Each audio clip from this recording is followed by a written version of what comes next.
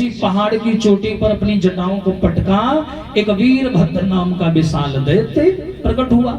तो उसने कहा क्या करो महाराज, क्या करना है? बोले काम करो, चले जाओ। बोले कहाँ? बोले दक्ष प्रजापति के यहाँ। उसने हमारी सती का अपमान किया, हमारा अपमान किया, वो दंड का अधिकारी है, उसे दंड दे करके आओ। अब ये वीरभद्र गया, उसने जाकर के वहां मारा मार मचा दी, जिसको पाया उठा उठा करके पटकने लगा। अब तो वहां हाहाकार मच गया।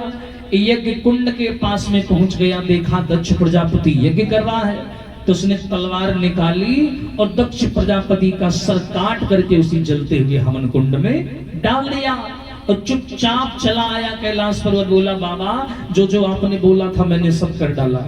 भगवान शंकर बोले जाओ। वीरभद्र तो चला गया, लेकिन भगवान शंकर के हृदय में बड़ी ठेस पहुंची। उन्होंने क्या किया? माता सती का जला हुआ शरीर उठाया और उठाने के बाद में आकाश में भ्रमण करने लगे। लेकिन जब माता सती के जले हुए चेहरे की ओर देखा ना, एक बार, सिर्फ एक बार, जाने वो प्रकृति का कोई लक्षण था या प्रकृति की कोई महिमा थी, भगवान जाने। लेकिन जब सती का जला हुआ चेहरा देखा तो वो पति का भाव उमड़ आया, और जब पति का भाव उमड़ा तो क्रोध की सीमा नहीं रही। अब भाई पति का भाव उमड़ आया तो बुरा तो लगेगा ही कि मेरी पत्नी को मार दिया। तो भगवान शंकर इतने क्रोध में आ गए कि उन्होंने तीसरा नेत्र भी खोल लिया, और जिस दिशा में तीसरा नेत्र कर देते हैं वहां विनाश ही विनाश हो जाता है। शंकर जी ने ठान लिया कि ये संसार नारी विरोधी है, मैं किसी को भी माफ नहीं करूंगा, सब मिटा दूंगा। चारों तरफ जहां भी नेत्र करते वहां आ गया। अब तो देवता बोले हमें तो लगता है कि ये आज ही निपटा देंगे पूरा संसार। तो देवताओं ने आकर के क्षमा मांगी, बोले प्रभु दक्ष ने गलत किया है, उसको दंड मिल गया है, लेकिन संसार को ना मिटाओ। बोले ठीक है। लेकिन भगवान शंकर माता सती को लेके पूरे संसार का भ्रमण किया, इसलिए 101 स्थानों पर मैया सती के अंग कट कट करके गिरे। आज भी उन 101 स्थानों पर आधुनिक समय में सुंदर सुंदर तीर्थ बने हैं। वहां हमारी सभी अपनी हिंदू समाज जाती हो जाकर के दर्शन करती है। बोलिए शंकर भगवान की। और वहां से चलकर भगवान शंकर कैलाश पर्वत आए, और आने के बाद में एक मन में ग्लानि सी है कि मैं सती को मैंने खो दिया, अकेलापन जैसा महसूस हुआ। लेकिन राम भगत के आगे इनको कुछ समझ नहीं आया। आंख बंद करके कैलाश पर्वत पर बैठ गए और भगवान का भजन करने लगे।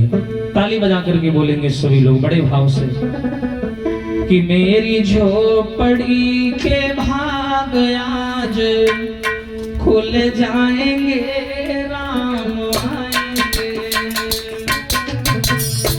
लंबे लंबे हाथ करके ऊंचे ऊंचे जय हो, तभी तो आनंद आएगा जब आप सब लोग हमारा सहयोग करोगे। हाँ जय हो। मेरी झोपड़ी के भाग आज खुल जाएंगे, राम आएंगे। हरि बोल।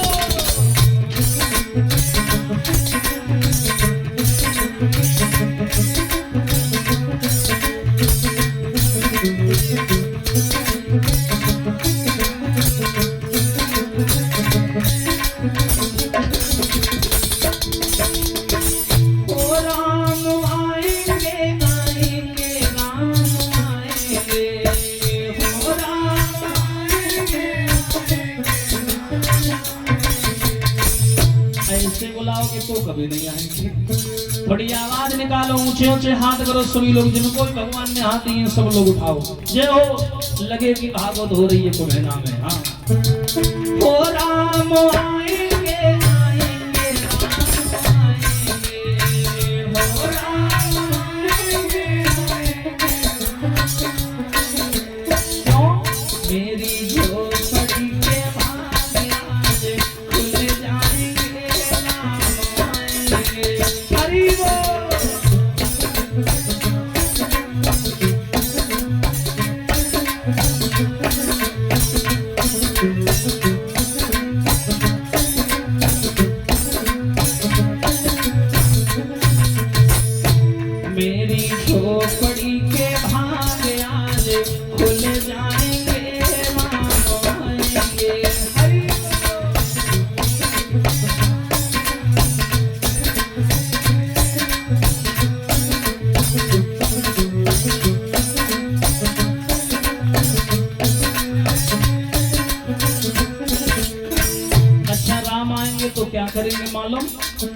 राम आएंगे तो अंगना सजाऊंगी हो राम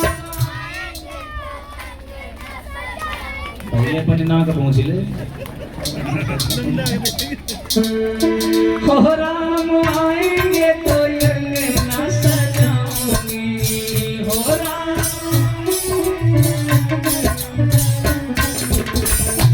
दीपू जलाने दिवाली में मनाऊंगी हो दीपू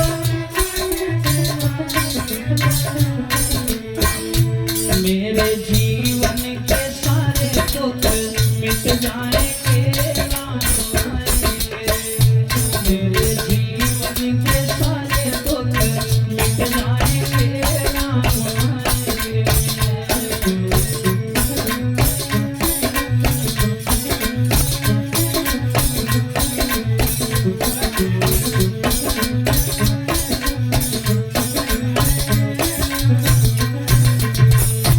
मेरी झोपड़ी के भाग आए खुल जाएंगे राम आएंगे मेरी झोपड़ी के भाग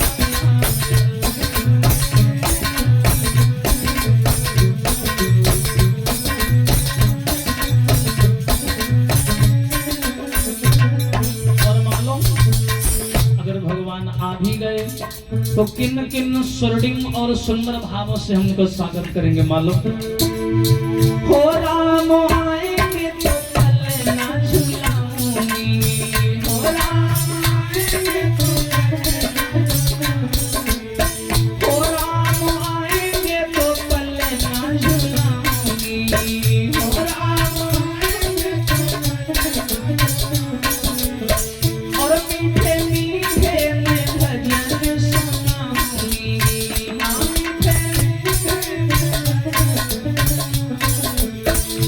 मेरे जीवन के सारे दुख मिट जाएंगे राम आएंगे मेरे जीवन के सारे दुख मिट जाएंगे राम आएंगे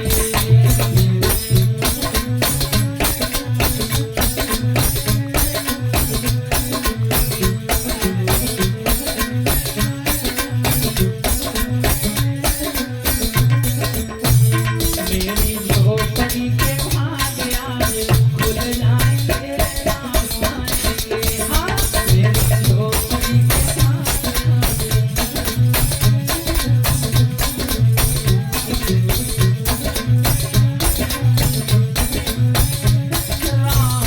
आएंगे बोलिए राघवेंद्र सरकार की और आप हैं सम्मानीय दक्ष और पीहू बुद्धनगर सीतापुर से ये सभी भक्त लोग आए हैं और सुंदर सादान भेंट कर रहे हैं परमात्मा से आशीर्वाद की कामना यश कामोधन लंबी आयु हो 501 सादर सुमन भगवान के श्री कमल रूपी चरणों में अर्पण हो रही हैं।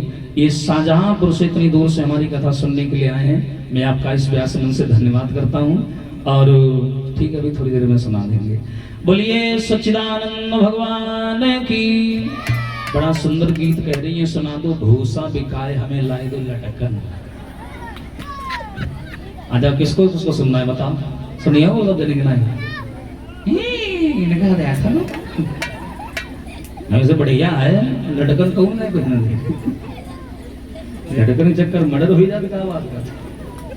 हाँ सुना देंगे अभी इधर भगवान शंकर आए और कैलाश पर्वत पर आकर के समाधि लगा करके बैठ गए और जब समाधि लगाकर भगवान शंकर बैठ गए तो माता सती हर बार जन्म लेती हैं, हर बार इनका मरण होता है। इस बार इन्होंने जब अपना शरीर त्यागा तो त्यागने के बाद में माता सती ने अपना अगला जन्म धारण किया।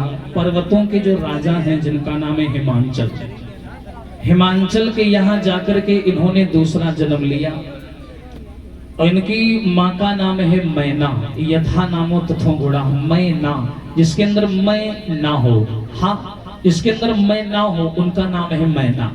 बड़ी अच्छी है मैना मैया। इनके यहाँ आकर के इन्होंने जन्म लिया और जन्म लेने के बाद में देवर्षि नारद का भी आगमन हो गया।